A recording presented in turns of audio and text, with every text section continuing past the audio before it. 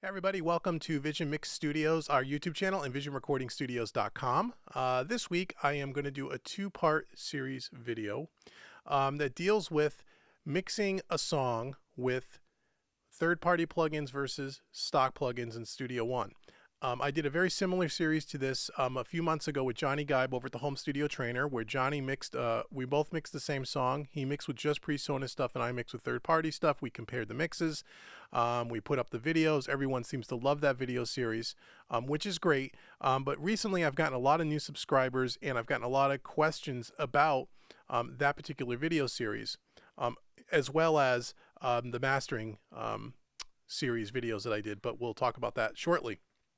And people have asked me, hey, I love the video series you did with the guy over at the Home Studio Trainer, Johnny Geib, but they're asking me, Dave, can you mix a song and then use third-party stuff, and then you mix the same song and do Studio One or stock plugins, so we can take the variable of the different mix engineer out of the equation, which I thought was a pretty good idea. So then this way you can see how I would work with stock plugins versus how I would work with third-party plugins.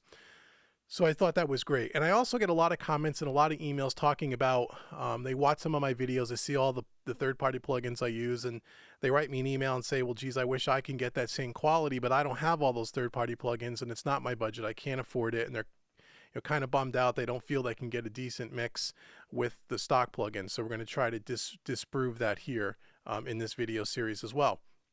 And third, I get people who will say, things like, the third-party plugins really make a difference. You really don't need third-party plugins, and people sometimes can kind of get on me a little bit because I promote the third-party stuff that I use. And like I said in one of my last videos, I'm not affiliated with any of the plugin companies that I use. The two that I use the most are Universal Audio and Slate Digital. I just happen to love their products. People ask me about them, so I try to tell you what I use. I'm not affiliated with them. They don't give me demos. They don't give me free plugins. They don't even know that I exist, either one of those companies, to be honest with you. Excuse me. So I wanted to, but do they make a difference? People will say, geez, you really don't need the third-party plugins. You can just use stock stuff. It's just as good. And if you go watch a lot of different YouTube channels about mixing and stuff, a lot of people will claim that you really don't need those third-party plugins, that it sounds just as good with stock stuff. And they try to promote, don't buy, third-party stuff. But yet then I watch some of those same YouTube channels 6 months later, and I find that the people that are saying don't buy the third-party stuff, you really don't need to waste your money, inevitably they end up buying a lot of these plugins as well, or a lot of outboard gear as well. So what I want to try to do here is, it's not a matter of better or worse. It's not a matter of do you like third-party stuff? Do you like stock plugins? What's better? What's worse? It's not really about that. What I want to try to do to try to help my subscribers, if anyone has any questions about certain plugins, or does it really sound better, and I use better, that word very loosely. Better is subjective, very subjective, about what sounds better to you. So I'm going to mix a song with just Studio One stock plugins. I'm going to mix that same song with the third-party stuff that I typically use on a daily basis.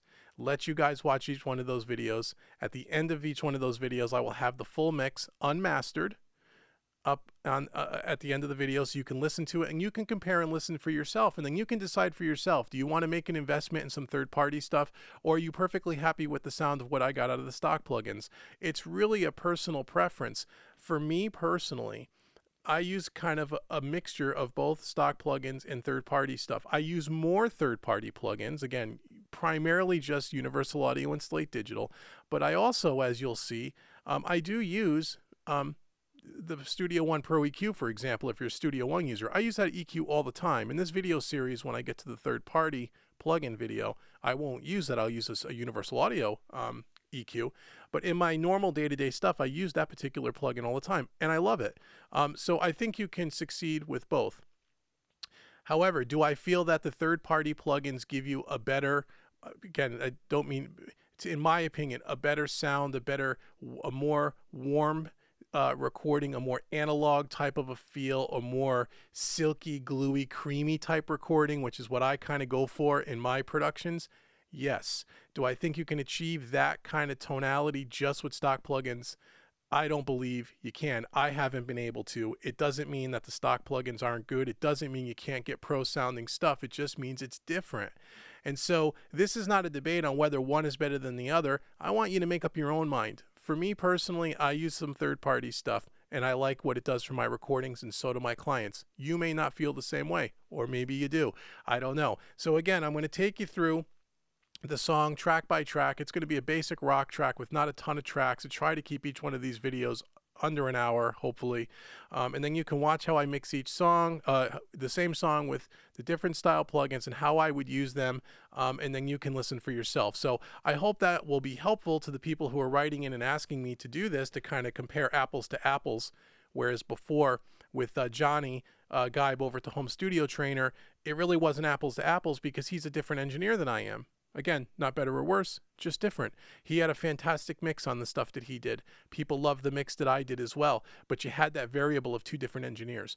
This time, it's going to be the same mix engineer, for better or worse, whether you like my stuff or not, and I'm going to use two different sets of tools. And then you can compare and decide for yourself on the same piece of music, which do you like better, and then that may help make some of the decisions for you, whether you think you'll make in some investment in some third-party plugins, or maybe you'll just stay with your stock plugins.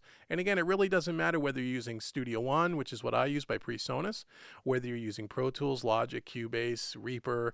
It doesn't make any difference. They all have stock plugins. They're all going to sound about the same from one DAW to the other.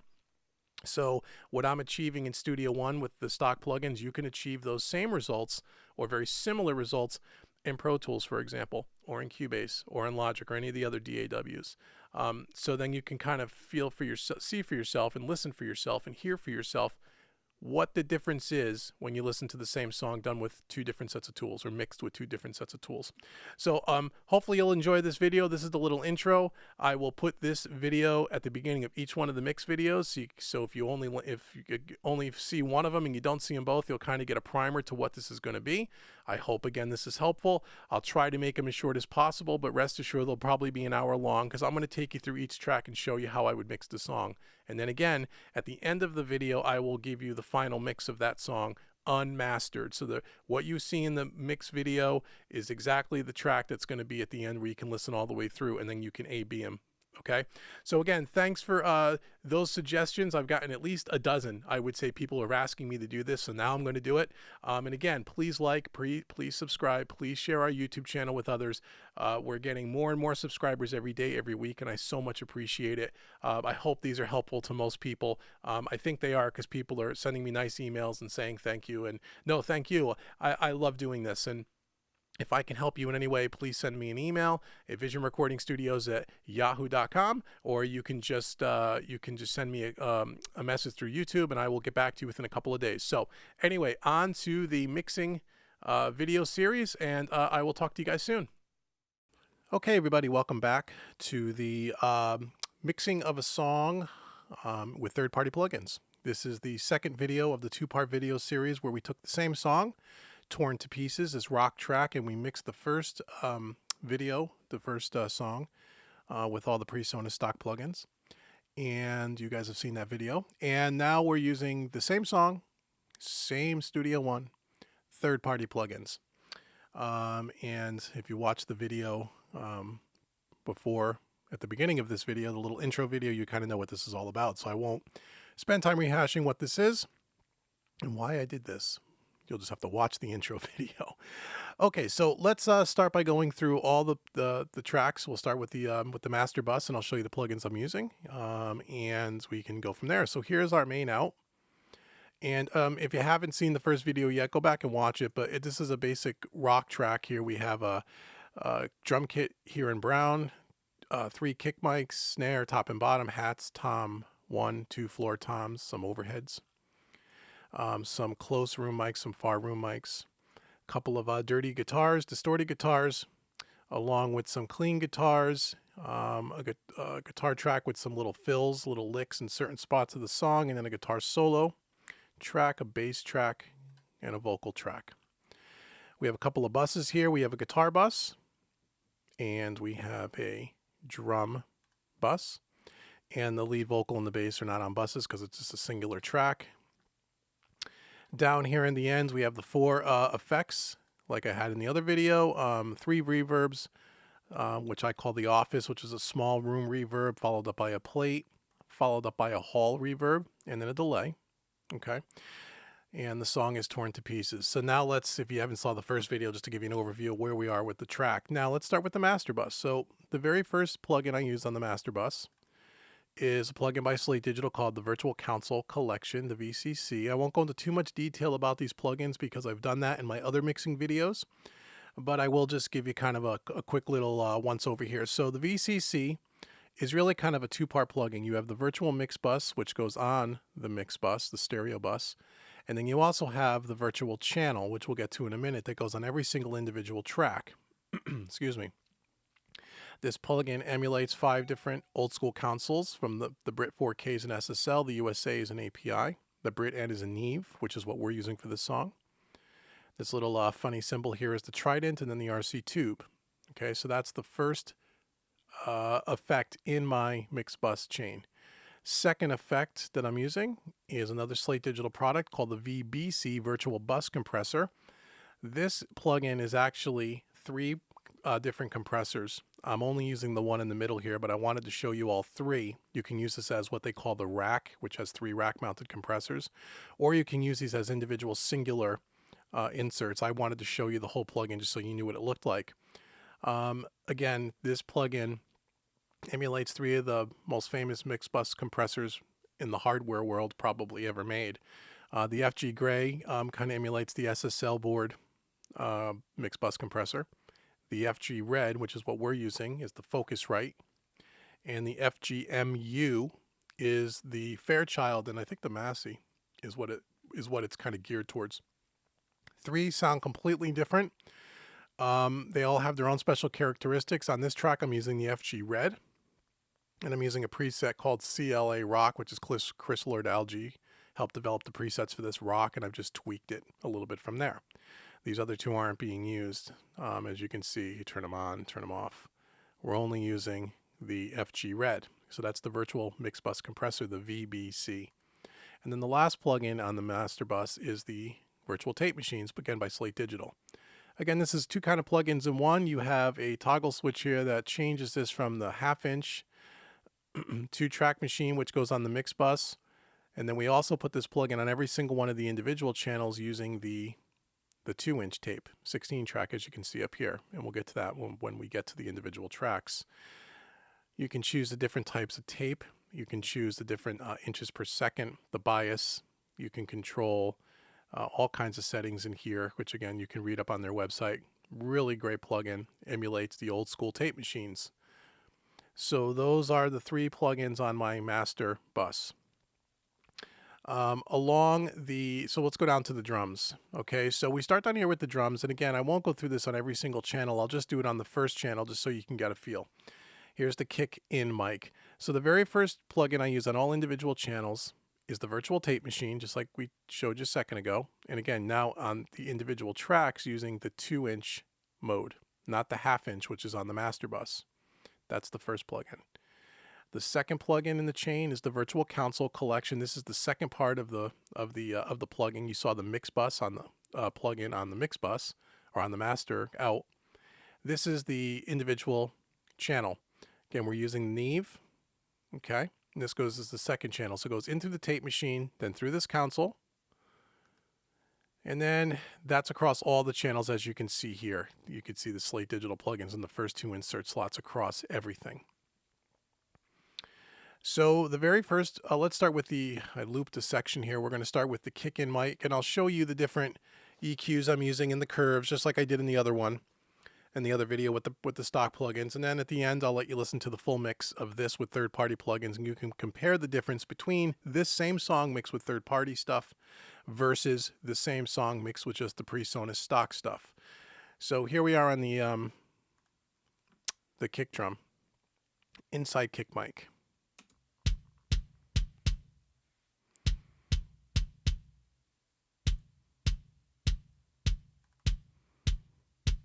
So again, going through the tape machine into the console. Okay, and the first plugin EQ we're using is the Cambridge by Universal Audio. And what I did here for my EQ curve, a little bit of a bump, about 4 dB at about 48 hertz to give it some of that low end. Took a little bit of a dip out at about 262 to get rid of some of that ringing cardboardy-ish sound. And then a little bit of a lift at about 5K to get the slap of the beater, because this is the inside kick mic. So let's bypass this. And we'll hear before and after.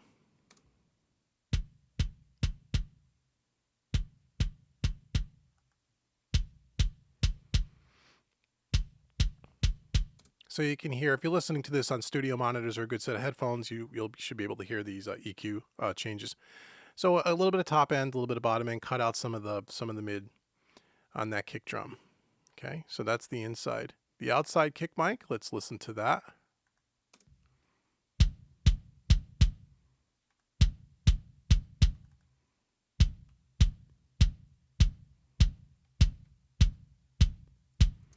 Okay, so on this same EQ, the Cambridge by Universal Audio, again, a little bit of a bump at about 47 hertz.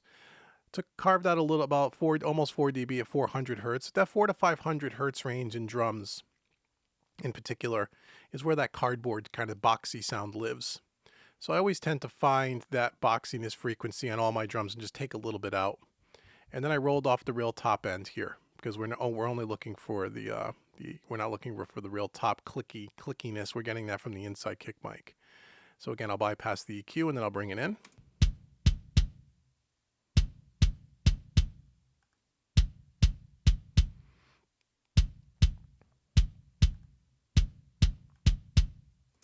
So again, just a little bit of a bump, and it takes out a little bit of the boxiness. Nothing major here. Now we have the sub kick mic. Let's take a listen to that.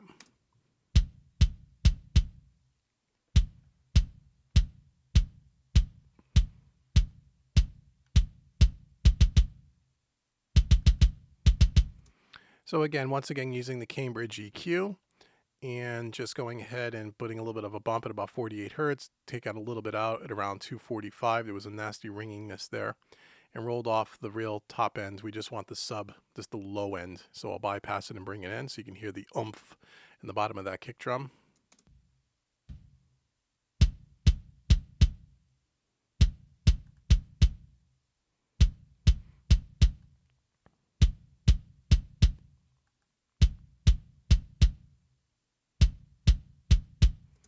So it's subtle, and it's supposed to be. I don't like way too much low end. So those are 3 kick drums blended together. And now let's go over to our snare. So let's take a listen to that. And we have a little bit of a hall reverb. I'll take that off for now.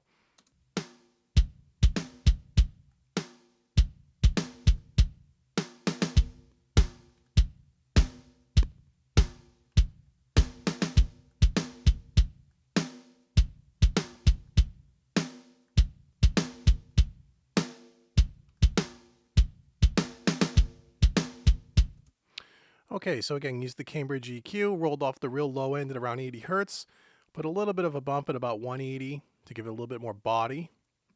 Pulled out that 523 ring. There was a nasty ringingness in the snare. Pulled out some of the ring, and then a little bit at about 6K to give it a little bit more crack. So I'll take this in and out.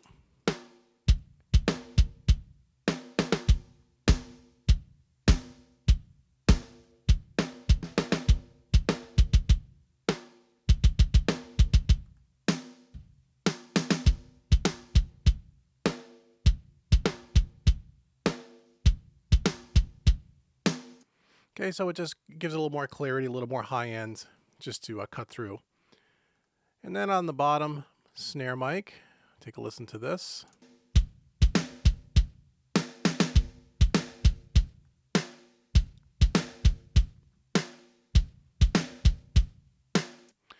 Okay, again, once again using the Cambridge EQ, rolled off at 100 hertz, pulled out a little bit at about 316. And nothing on the top end, and just blend it into taste. So here's our bottom snare.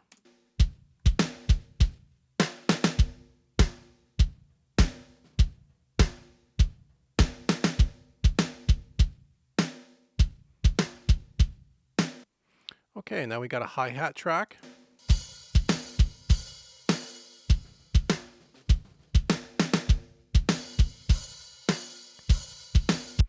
So once again, Universal Audio Cambridge rolled off at around 220 and then put a little bit of a boost here at about 5.5K.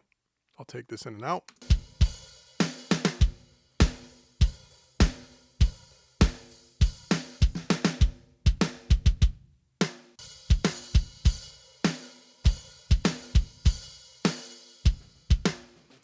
So as you can hear there, that without the EQ, it gets kind of dark, kind of muffled. By using this EQ curve, you'll have all of a sudden get all that muddiness out of there by rolling off the low end and a little bit more crispness sounding. So that's our hi-hats. Our first tom, there wasn't a lot of tom hits in this. Let me just lower this and let's find some tom hits here. Okay, so tom 1. And we had some other tom hits too when we get to the floor tom. Let's take a look at that. Okay, so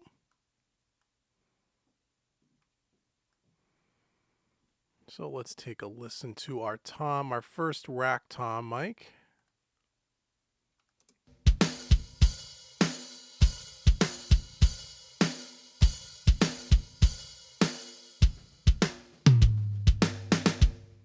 Okay, so just one hit there, nothing big here. Just pulled out a little bit of the boxiness at around 500, a little bit of a boost here at about 120, and rolled off the real low end at about 40 hertz, just to clean it up a little bit, no big deal.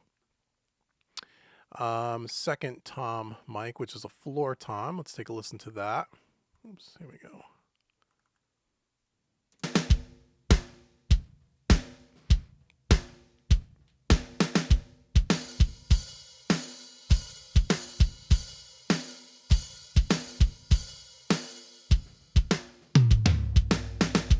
Okay, so just one hit there again. Just a little bit of a boost to bring out some of the low end, pulled out some of the boxiness around the 500 hertz range, rolled off the real low end at 40 hertz.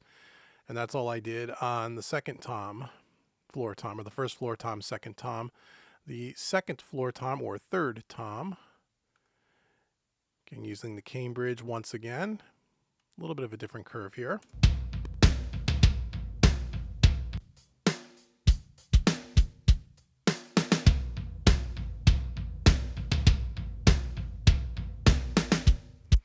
Okay, so I get a little bit of a bump around 100 hertz, pulled out the boxiness at about 570, and then a little bit of a lift here just to, bring some of the high end, just a little bit of a lift to get it to cut through, I should say. So that's our toms. Now the toms are panned a little bit from the audience perspective from right to left. The first tom is over about 22%. The first floor tom is over to the left for 22%, and the second floor tom is over to the left 51%. So now we got the two overheads, panned hard left and right, and here's what we got with that.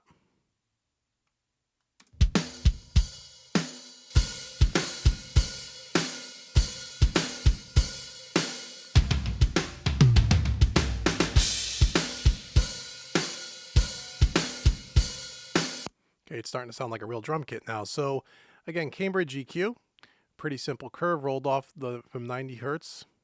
Pulled out a little bit of the boxiness around the 570 mark, about 4 dB. A little bit of a shelf at 8K. Just a little bit of a boost, about 2 dB. Just to bring out some of the cymbals a little bit more, and I did that for the left and the right. So I'll mute this and turn them on so you can hear the effect of the overheads.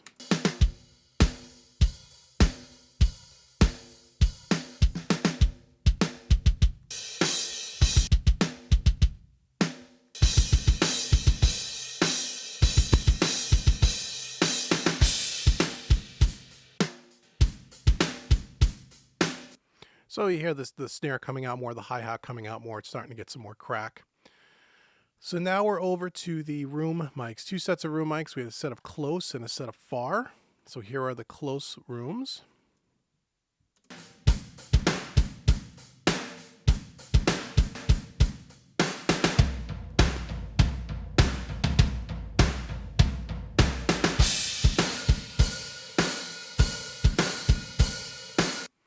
So on the room mics, I tend to do the roll off a little bit lower, around 40 hertz, because I want to hear the kick, I want to hear the room, I want to hear the whole kit. I don't want to take out too much of the low ends.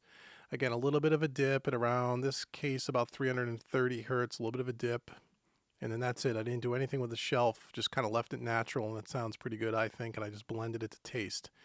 Panned them hard left and hard right, so the EQ curve for the second room mic is exactly the same.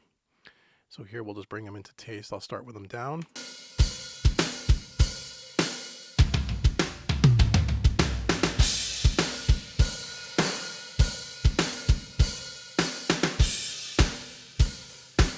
Okay, so those are the close rooms. Now we're over to the far room mics, and the far room mics did a lot of the same thing. Oops, that should be this here.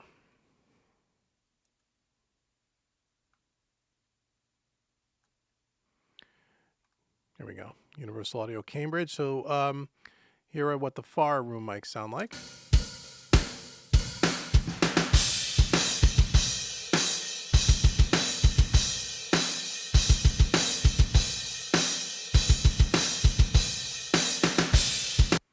Okay, so I pretty much the same EQ curve, just rolled off around 30 hertz low pass or high pass filter, and then pulled out the boxiness around the 350 mark, and that's about it. Panned them hard left and hard right, just like the close room mics. And so now with all of our room mics, if I were to bring them all down and just kind of blend them all in, you can hear the difference between the close mics and as you bring in the room, how much more lively they sound.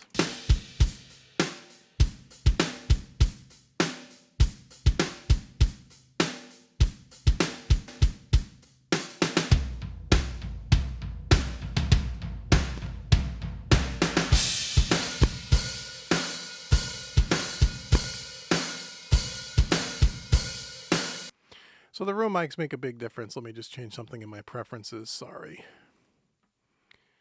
Increase my buffer size there. Okay, so the room mics, obviously give you the sound of the room. I tend to like to use room mics as opposed to just putting some reverb on the close mics to make it sound like it's in a room. If the room mics are there and they were recorded well, why not use the room mics and not use so much reverb? The only reverb I used on the drums is really this little bit of a hall reverb on the snare, the top snare, just to kind of give it a little more space.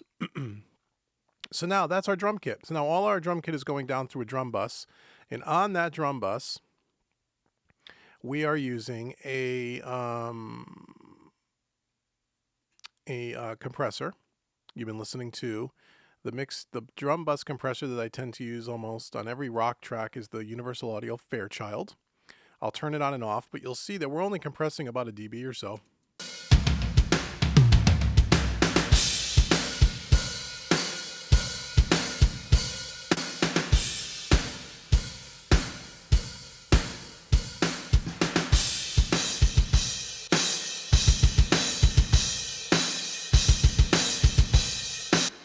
So as you can hear, that only compressing about a dB, maybe slightly more than that on the heaviest hits. It just brings the room mics a lot forward. It just tightens up the drums. It sounds a lot more lively, a lot bigger. And that's the only compressor I use on any of the drums. Is I typically, if the drums are recorded well, I typically will just use EQ and the Slate Digital stuff across all my drum tracks, and then just compress it slightly with the drum bus compressor, the Fairchild. And one of the reasons for that is because this virtual tape machine, I mean, tape, tape in its hardware form, and the same thing with the software, emulator, is that it has some of that natural compression. Tape acts as a compressor on some level. So you're getting some of that nice, warm compression already. And then when you follow that up with the VCC, the Virtual Console Collection, now you're getting the harmonic distortion and the analog feel of an old school console. So that kind of gives it that warmth and that kind of more compressed sound before you ever put a compressor on it, which is one of the reasons why I don't use, I don't follow up each one of these tracks with a compressor, because I'm a big fan of using compression very sparingly, unless you're going for an over compressed sound and it's going for like an effect. If you're using it more as a tone shaping tool, which is what I tend to use it for, especially on drums, I just wanted to just kind of tighten things up and bring things forward. I'm not looking to squash the life out of it. And using the old Universal Audio stuff along with the Slate Digital stuff, it gives it that old school warmth, that old school analog character, which is what I really love about these plugins, especially something like the Fairchild. This is probably one of the most sought after hardware compressors ever built. Most high-end, a lot of high-end studios don't even have one of these. They're extremely expensive to even get a hold of one today if you can get a vintage one. But some of the more higher-end studios have these, one or two maybe.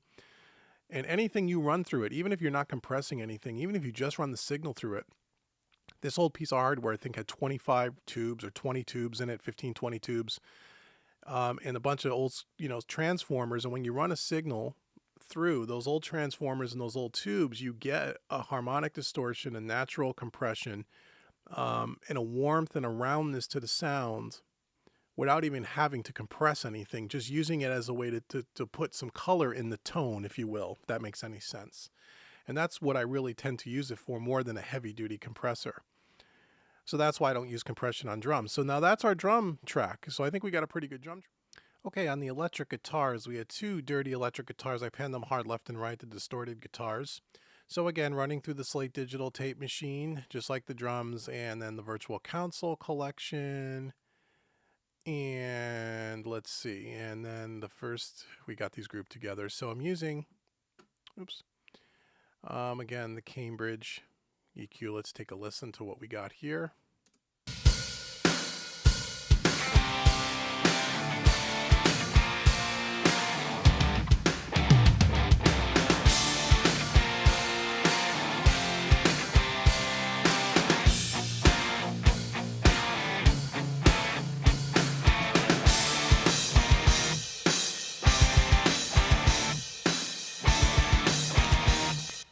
Okay, so on both guitars left and right, it's the same part played twice. I just took a 125 hertz, rolled off the low end, a little bit of a bump here at about a 1K, about 2 dB, and again at about 4.5K, about 3 dB, just to get it to cut through the mix.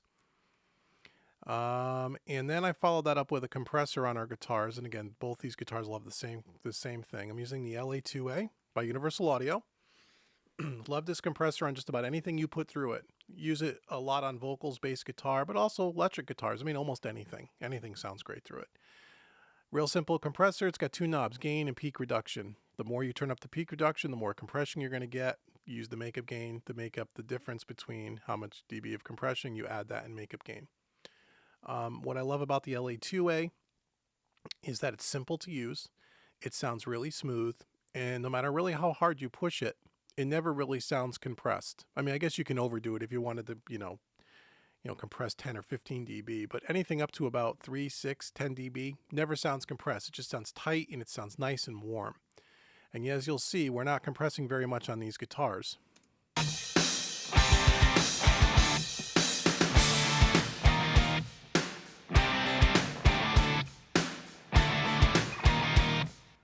Maybe 1.5 dB, that's it.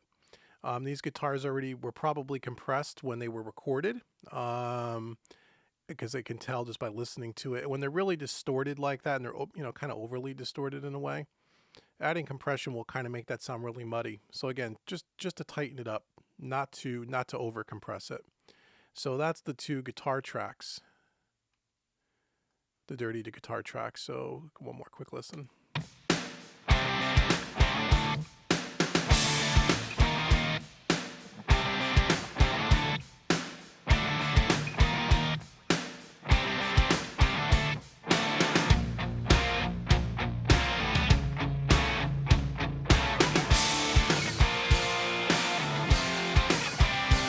Okay, so it sounds really good. So now let's bring in the bass. Should have done that first anyhow, sorry. So here's the bass guitar.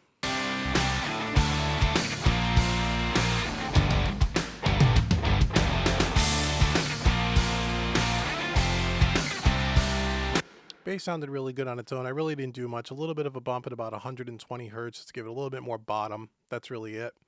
And then follow that up again with an LA2A style compressor. Really good on bass, very smooth.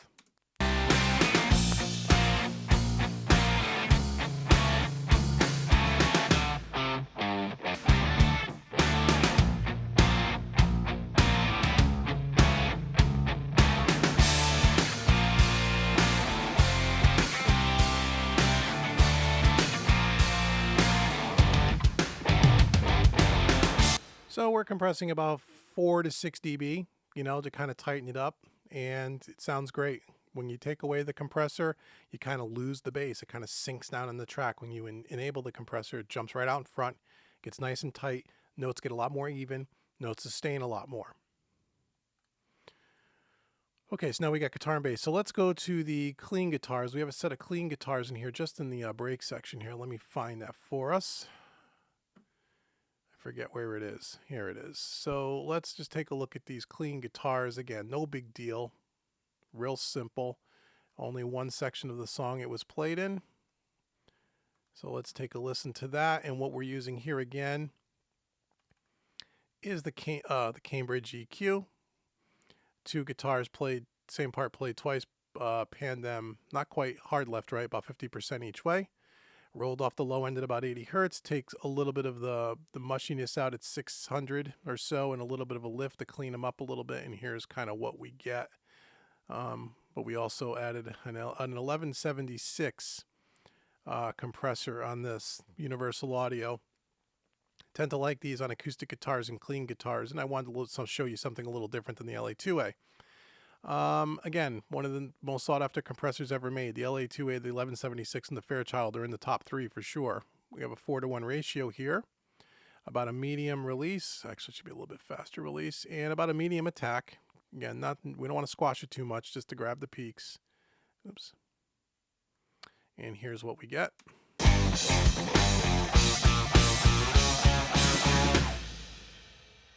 Should probably unmute them, huh?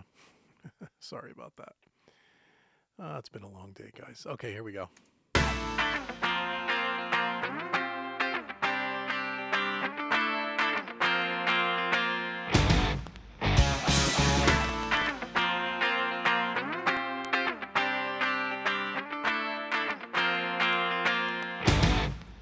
Okay, so about 1 dB, a little bit more than that. Not much. Just grabbing the peaks, just kind of tightening it up. No big deal. Same thing on the other side.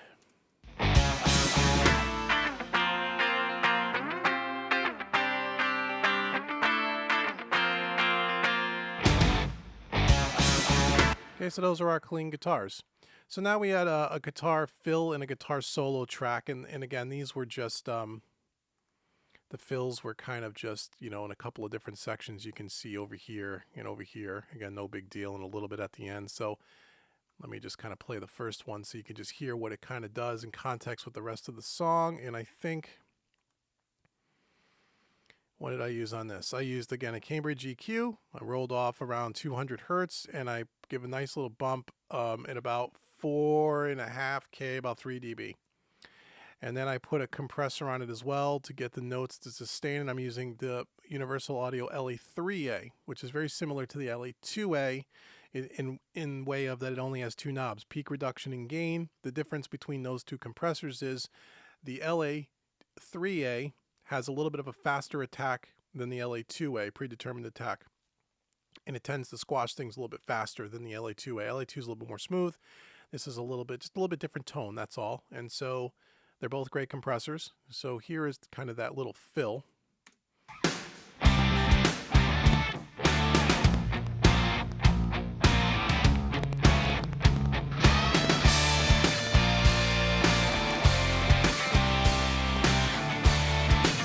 Okay, so it's compressing about 4 dB and just kind of holding out that note a little bit as it sustains at the ends. No big deal. Now on the guitar solo, which is at the end of the track, down here. So let's kind of loop that, and we also have some guitar fills playing at the same time. So the guitar fills track is panned about maybe 10% over to the left. The guitar solo is more about 85% because there's a lead vocal that comes in underneath, or the solo comes in underneath this lead vocal, so I kind of pushed it off to one side a little bit, but here's the solo. And again, just to show you what I'm using for effects, I'm using, again, the Cambridge.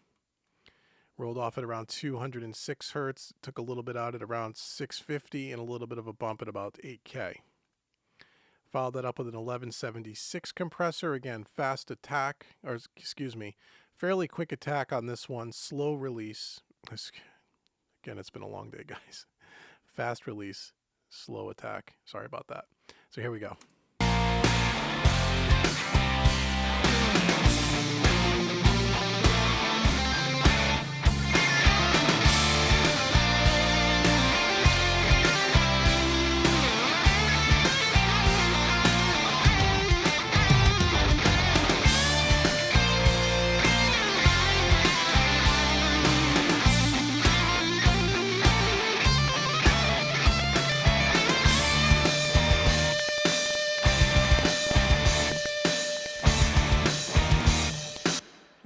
So that's what we got. So I could bypass that and bring in that compressor bypass, and I'll bring it in halfway through.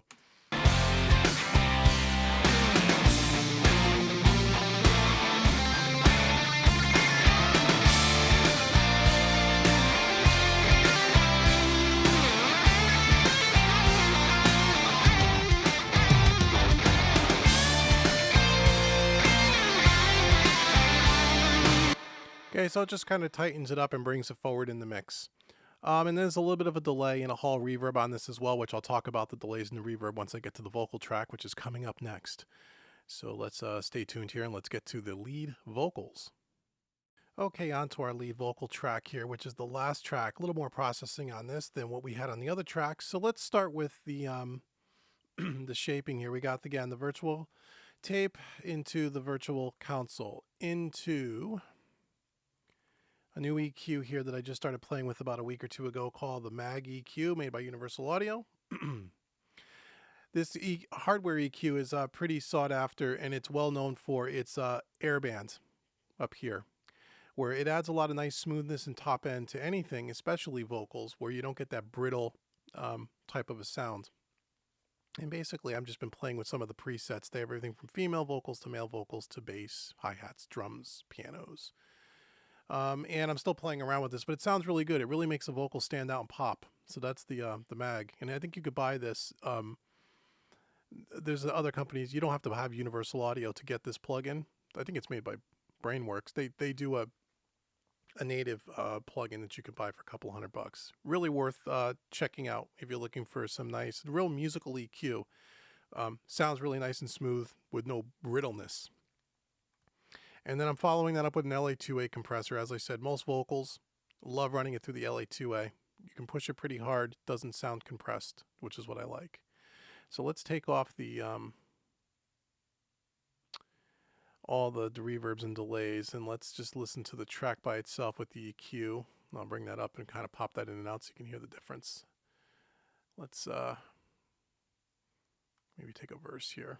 Okay, here we go. Let's take a listen to this. You're searching for the answers, to leave the questions behind. You're running from the voice that's always there in your mind. So again, it gives it kind of just a nice airy feel, hence the air band. And it kind of just brings out the top end, but it doesn't sound, sometimes when you use a regular old EQ and you put some top end around that 10K mark, 8K mark, it gets very kind of brittle sounding, kind of harsh, kind of hurts your eyes a little bit. This doesn't have that, which is great. And then again, using the LA2A, here's kind of what we have. You're searching for the answers, to leave the questions behind. You're running from the voice that's always there in your mind. So again, compressing about 3 dB, no big deal. Really smooth sounding compressor, as I said. And then I'm also using, which I forgot to mention here, after the Mag EQ, I'm using the SSL Channel Strip, which is what I do with vocals a lot to get it to really stand in front of the mix. I'm not using, the EQ is just kind of everything's at 0. I'm not really using it as an EQ. I'm using it more as a compressor, just a light compression before it hits the LA2A. It kind of just gets the vocal to kind of stand up in the mix, and I'm using it also as a high pass. Okay, so here's the difference with and without it. You're searching for the answers, to leave the questions behind. You're running from the voice that's always there in your mind. So again, just compressing about 3 dB at the very loudest peaks, maybe 6 dB, just kind of catching the peaks, and it kind of just pushes the vocal up front. It's kind of a nice little trick I learned from an engineer using this particular plugin, where you're using more, a 4-to-1, a fast attack, medium release, maybe about a, I don't know, what is it, almost 3-to-1 ratio, and just using the threshold to kind of guide how much compression you want, and it kind of just pushes the vocal up front. So that's the again, you made by Universal Audio, the SSL Channel Strip. So it's going from the Moog EQ to the SSL to the LA2A, and that's our processing. So now let's talk about a little bit about reverbs and delays. So I use 3 different reverbs, and I stack them, and then I use the delay. Well, I use the delay first, and then 3 reverbs.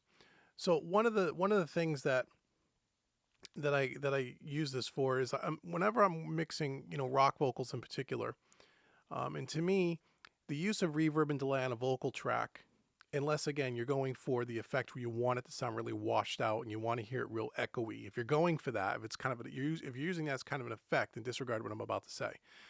If you're using reverb and delay or trying to just get the vocal to sound thicker, a little more polished, a little bit more full without sounding washy and processed, as opposed to just sticking on, say, one reverb and jacking it up with a one delay, I use 3 different types of reverb very sparingly and kind of stack them together on top of each other, and it gives it kind of a nice, full, thicker sound where it doesn't sound washed.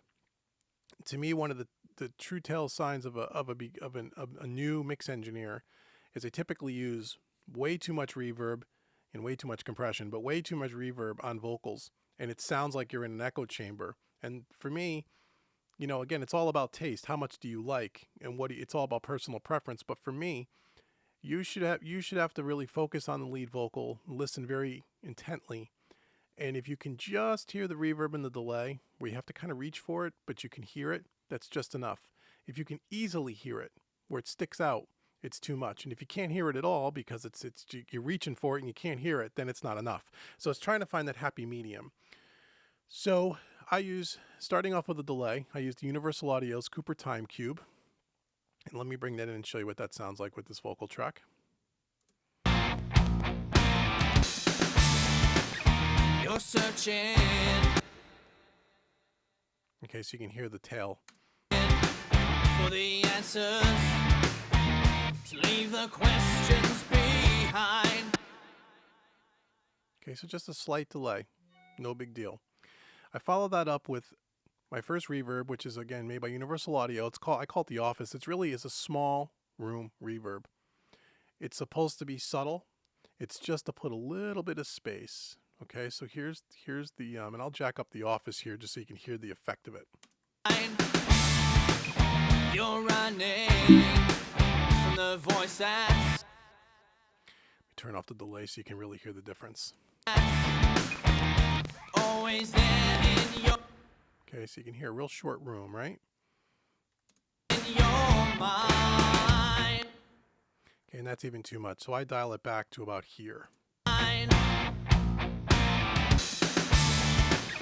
You're searching for the answers, to leave the questions behind. Okay, so just a very short, subtle, small room reverb. On top of that, I put a plate reverb. This is the EMT 140 made by Universal Audio. And you can hear the effect here with the Office. You're running. You can hear how the reverb's getting a little bit longer now.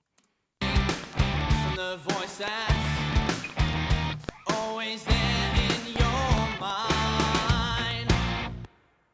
Okay, so if you're listening to the last word of each line is where you can really hear it. So again, it's subtle. The plate on top of the room, and then I put it in with a hall reverb, and again, sparingly. The Dream Verb made by Universal Audio, dry mix wet about 50%. You're searching for the answers, Okay, so you can really start to hear it now come together. to leave the questions behind. Okay, and now if I add the delay back in, so you can hear the delay with the reverbs, and then I kind of adjust them a little bit to make sure they're not too much because I moved them around. You're running from the voice that's always there in your mind. You're searching for the answers, to leave the questions behind. the voice that's always there in your mind. Well, your life was worth something when you give it away. He'll open your eyes, you'll see. You'll light the way when you give everything. You're free. He'll save you from being torn into pieces. Okay, so that's the effect with the delay and 3 reverbs. Again, it's subtle. You have to kind of really focus and reach on it, but I'm using it in a way to really just kind of thicken up the vocal and to not make it sound washy. And that's really the trick that I used. And so, try this out. The few people that I've turned this on to have really had great results with it. When I was taught it by an engineer many, many years ago, I had never used this before, and someone showed it to me and I went, wow, what a difference. And I love it. It really makes the vocal sound really come together and it doesn't sound washy. So that's the vocal chain. And that's pretty much our whole song. So we're getting down to the end here. So now one last time, let me show you now with the whole mix what these mix bus or stereo bus plugins do. So here again is the virtual console, the mix bus part of it that we talked about at the beginning of the video. It's all grouped together. So when I turn this off, all the individual virtual console plugins are now turned off. So by grouping them together, which is what I've done here, by turning this on and off, you really get a sense because it turns off every single one of the plugins across all the tracks as well as on the mix bus. You can really hear what this particular plugin does to the mix. So it's off now. I'm going to play it a little bit and then I'm going to bring it in so you can hear it. You can hear what the difference is. You're going to hear the bottom end tighten up. You're going to hear the top end kind of glue together and everything's just going to kind of lift a little bit. So here we go. You're searching for the answers, to leave the questions behind. You're running from the voice that's always there in your mind. Well, your life was worth something when you give it away. He'll open your eyes, you'll see. You'll light the way when you give everything. You're free. He'll save you from being torn into pieces. Okay, so I hope you can hear the difference there. I mean, it is fairly subtle, but it is there. There is no question. If you listen to half the song with this plugin not enabled and then enable it, you're going to hear the track all of a sudden comes to life, and that's what this plugin does. It just doesn't kind of hype the bass end of the spectrum. It kind of really glues everything together and pushes up the mix and tightens it up. And as you can see by the UV meters, we're barely pushing this thing at all. We're just kind of running the signal through it, and it really does a great job. Okay, now when we get to the virtual bus compressor, again, we're just using the Focusrite. I'm going to turn it off. Again, play a little bit of this and engage it and listen to what it does. Again, we're not compressing very much. We're just kind of tightening things up. Maybe a little more than a dB. That's all we're really using this for. So here we go. You're searching for the answers, to leave the questions behind. You're running from the voice that's always there in your mind. Well, your life was worth something when you give it away. He'll open your eyes, you'll see. You'll light the way when you give everything. You're free. So again, hopefully you can hear the difference. It just kind of breathes some life into the mix and just makes it pop. That's how I describe that. Again, it's subtle. It's about 1 dB of compression, but it really just makes it pop. It doesn't really get louder because I've used the makeup gain. I've adjusted it way down. As a matter of fact, we've only increased the makeup gain about 1 dB because we're only compressing about 1 dB. But it really tightens the track up and really pushes it forward, and it sounds great.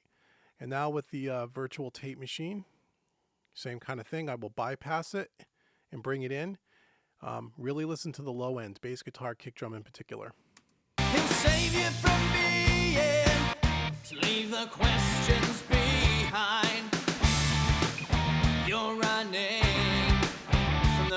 that's always there in your mind. Well, your life is worth something when you give it away.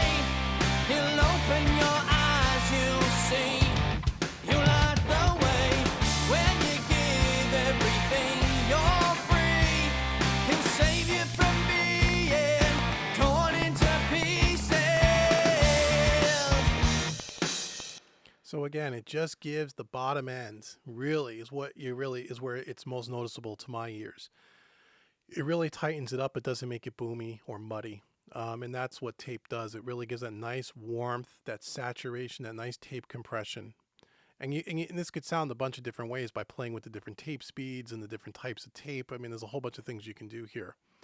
And so that will conclude our video on mixing the same song with third-party plugins as opposed to stock plugins. So I'm going to put the full mix at the end of this video so you can hear it, and you can make the judgment between this one and the one I did about a week or so ago with the Presonus stock plugins. The only kind of problem is, when YouTube, you upload the stuff to YouTube, again, it ruins some of the quality a little bit, as I'm sure everybody knows, but it gives you a good indicator. There is a difference. There is a big difference. Again, I'm not going to say one's better than the other. It's just different. I like the third-party stuff because it gives it that old analog vintage kind of a sound that you don't get from stock plugins. You don't get something that the virtual console or the tape machine can do in a stock plugin. And that's not a knock against Studio One, by the way. That's with any stock set of plugins. Pro Tools, Cubase, Logic, I don't care what it is. There are some stock plugins that I use all the time. Like I said in my other video, I use the Presonus Pro EQ a lot. Love that EQ. Love it a lot. There's a few others too. But I tend to use more third-party stuff because it's the kind of sound that I go for, and it's the kind of sound that my clients expect when they give me projects. And so that's why I like it. I think it gives it that little something special, that little extra life, that little silky, creamy kind of you can use all the different, words you want to describe it, but it gives it that something special that to me you just miss when you A/B the two tracks together, one with these types of plugins, one without. The ones without, the stock plugins, although it sounds great, but it just seems like it's missing something to my ears. Again, call me wacky, call me crazy, but that's what I hear. I hear something missing. And with this other stuff that I use, it just seems to put more life, more magic into the mix. Now that, could be I'm accustomed to hearing it that way now because I've been doing it for so many years this way that I can instantly tell when it's missing. So again, this is just for you to kind of decide for yourself, what do you like? What's better? If you use the stock plugins, and as you heard in the last video, you can get a fantastic mix with it. You really, really can. And then the question becomes, do you make the investment? Is the investment in third-party plugins, regardless of which ones you use, going to make that much of a difference to your mix? What I would say is if you're not really good at using the stock plugins, EQ, compression, it's not a magic bullet that's going to fix your bad mixing skills or fix a bad recorded song or a poorly recorded track to begin with. That it will not do. What it will do is it will take something that was recorded really well and something that was mixed really well by a good mix engineer, and it'll make it sound even better.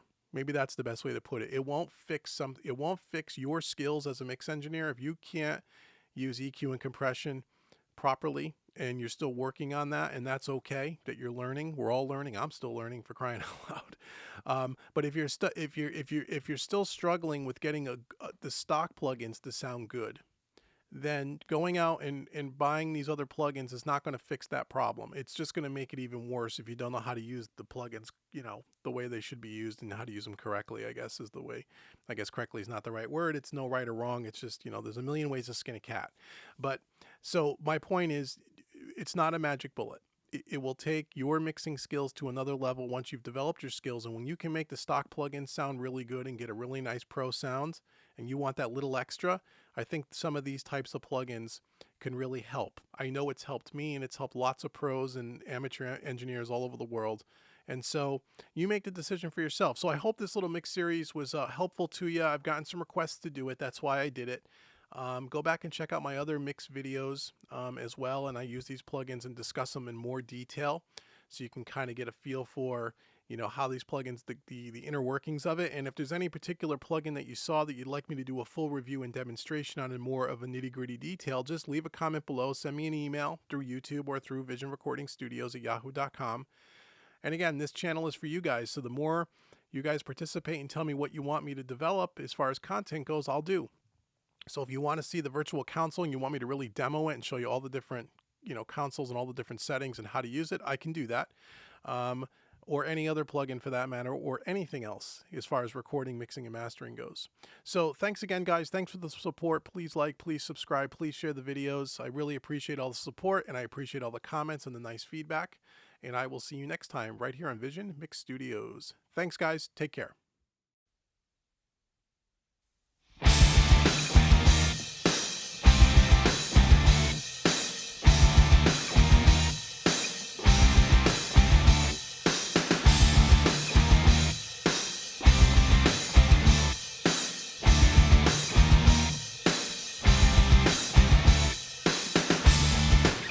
You're searching for the answers, to leave the questions behind. You're running from the voice that's always there in your mind. Well, your life is worth something when you give it away. He'll open your eyes, you'll see.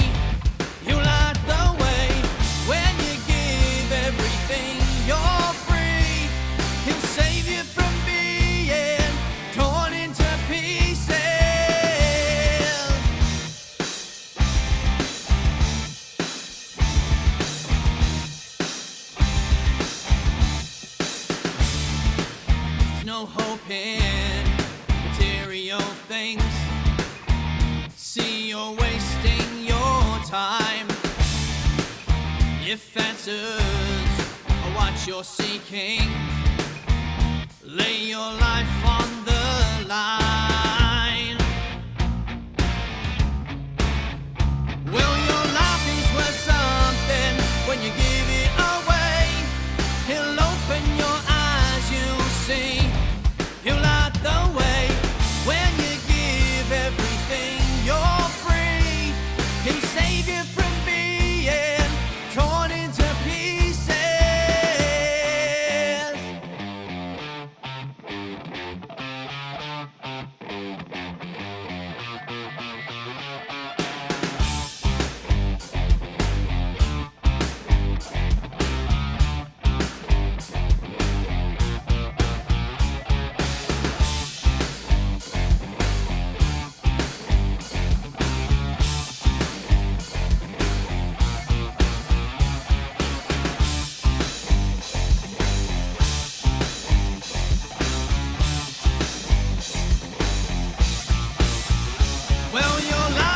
Something when you give it away. He'll open your eyes, you'll see. He'll light the way.